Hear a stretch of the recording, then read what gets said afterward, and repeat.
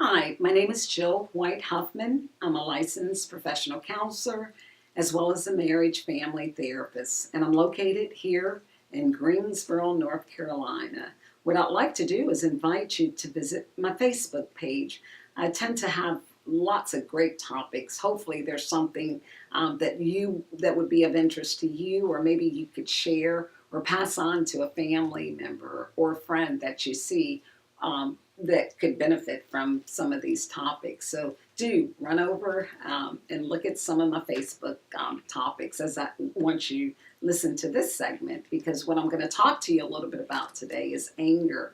We all experience anger, and so but we wonder sometimes, why is it that we get so angry all the time? Some people, it's just really hard for them to kind of get out of that cycle and that mode. And so what I find in my private practice is that when people come into me and and I see where there's big anger issues, and they talk a little bit about their story, and I get a little bit familiar with that person, what I have learned is that typically that person will probably be experiencing anger because they feel threatened or attacked.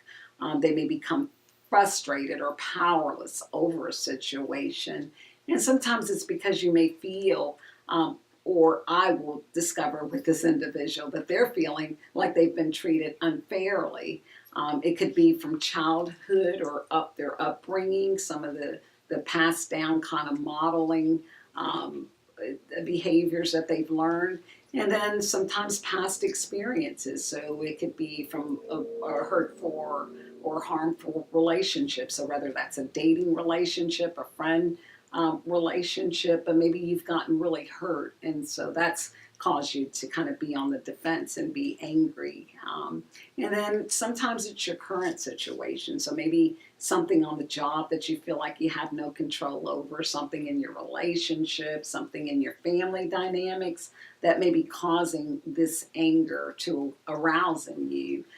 So typically, to really define anger, of course, you've got to understand what type of anger do you struggle with. And there's typically 6 types of anger. For some individuals, they may have chronic anger issues. So this would be something that is sort of prolonged. It's really hard for them to think positive and move past some of the obstacles or challenges that's caused them to become so angry. It's just really important that you do that if you struggle with chronic anger, because if you don't, you may struggle a lot with sickness and some mental health issues. People who have chronic anger issues tend to be really sickly. A lot of times they're very fatigued, they're very tired. Just life for them is very doom and gloom. Of course, there's passive anger. With these individuals, they tend to hold things in, and so it's really hard for them to express themselves. And so they clam up. All you know is that they're upset about something, but deep down inside, they're really hurting. And it's really hard to kind of identify with passive anger, because you may think that that person is just really upset, but deep inside, they're really holding on to some anger. Of course, overwhelmed anger. This is a type where an individual, it's just like life demands become so impactful for them. It's just really hard to organize and prioritize. So almost anything that's kind of thrown at them, whether it's small or a big thing, is just too much to handle. So what they tend to do is just jumble everything up. So you may have 6 issues or 6 concerns, and some may not be that prevalent. They could be something really minor, but you mix it all together, and so that person is just so overwhelmed. And it's really hard when people struggle with overwhelming anger to cope with situations. So they'll tend to exhibit a lot of anxiety. Of course, self-inflicted anger, this is typically when it's directed towards yourself, and it causes you to feel a lot of guilt because you may lash out at someone who hasn't done anything to you, or and then you feel really guilty that you did that or you responded in a certain way, and so you find yourself apologizing a lot. Of course, judgmental anger. This is when it's typically directed towards others. So you tend to judge people and feel really resentful because things are not going your way. So it's sort of like one of those things, it's my way or the highway. And so it's hard to see another person's view. So you become very, very angry and very judgmental. Of course, volatile anger, this involves like really spontaneous bouts, excessive violent anger. So a lot of times with this type of anger, violent anger, people will tend to throw things, they tend to break things, they tend to hit, kick, just anything that they can do to sort of make their point to a person. Look, I am very angry, and this is what I expect. And so in those situations, of course, it's really important if you find yourself that angry to really reach out and get yourself some help. With all of them, you need help, but that one definitely requires, and sometimes you may even need some medication to kind of regulate some of your emotional regulation, because it may be other things that's going on deeper that needs to be worked through. Now, in order to cope with either one of these six anger types that I've described to you, talking, a talking treatment is really, really effective. Sometimes people just need to talk about what's going on, and that's what counseling does, is it allows you that safe place for you to just share what it is that's really, really going on with you.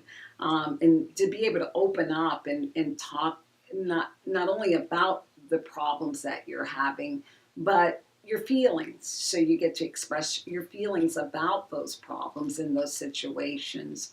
And then how counseling can be helpful, of course, it helps you to work through. So as counselors, what we do is we listen and we try to provide tools for you to help you overcome some of those circumstances that you're facing, so that you're better able to manage these situations in a different way. And sometimes that feels really uncomfortable to individuals because they've never been told that that they can control these concerns or these struggles or challenges that's causing them to become angry.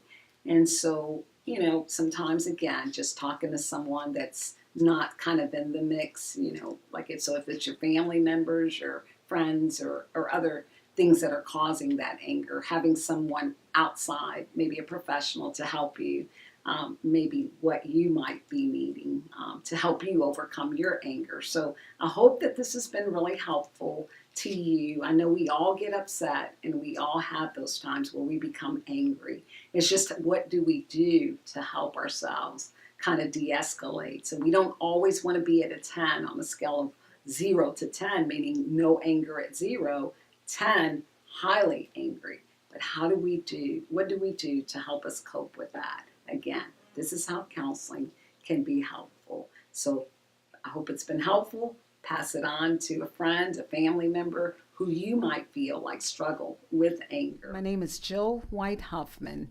I'm a licensed professional counselor, a marriage and family therapist, and I'm also a licensed massage and bodywork therapist. Over the years, I've had the opportunity to work with lots and lots of individuals. In my private practice as a massage therapist, I've worked with just so many different chronic issues. I've worked with people that are just enduring a lot of stress.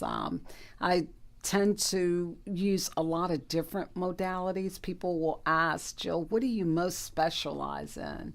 Of course, you'll be able to visit my website if you have an opportunity, and it'll tell you some of the things that I work mostly with, the modalities that I work and techniques that I work most with. But I will say, I don't call myself one particular therapist. I tend to try to work with the body, with the different needs and the different elements that you express, and those areas that I feel as I am working on the body that may need some help. So it just depends on what's going on, is the technique that I use.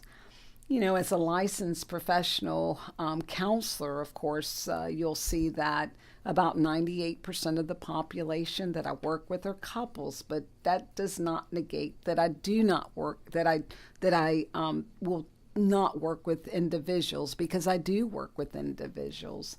I work with individuals with just all types of issues. People come into me because, they're making some life adjustment situations. They may be encountering some stress related issues, adjustment, some grief and loss. I work a lot with depression, anxiety, and some of the PTSD as it relates to just some of the traumatic events that have happened in people's lives, or as it relates to, say, postpartum depression, or some of the infidelity issues that people have struggled or are working through. So again, I do encourage you to visit my website. I have a lot more information there where you can learn more about me.